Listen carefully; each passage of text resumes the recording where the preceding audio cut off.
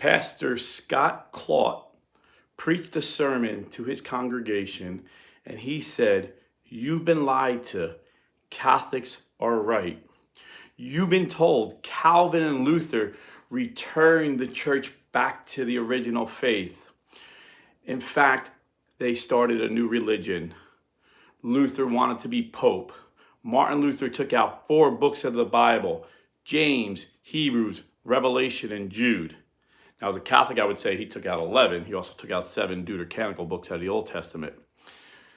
He went on to say, the rapture theory was invented in the 1800s. It was actually 1830 by John Nelson Darby and his contemporaries, the great Baptist preacher Charles Spurgeon and evangelist D.L. Moody. Both called it heresy.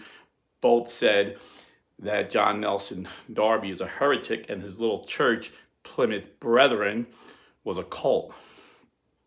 He also went on to say Catholics don't worship Mary, and Pope Francis is always being lied about, taken out of context. You listen to what he says, and then you listen to what right-wing media says he says is as different as night and day. He went on to say, we were told as Protestants that the Reformation spread throughout Europe because it was the truth. And the reality, if you look at history, it was about money. The Church of England, King Henry VIII, stole over $100 million from the Catholic Church.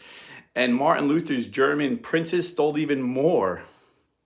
Now, why would this Protestant pastor say this? You know he took hell for this. Well, because he knew that the truth would set him free. And I believe this man is set free because this sermon was preached over a year ago.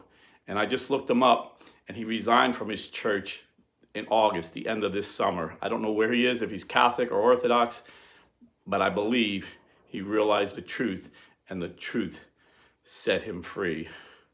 So God bless and stay Catholic.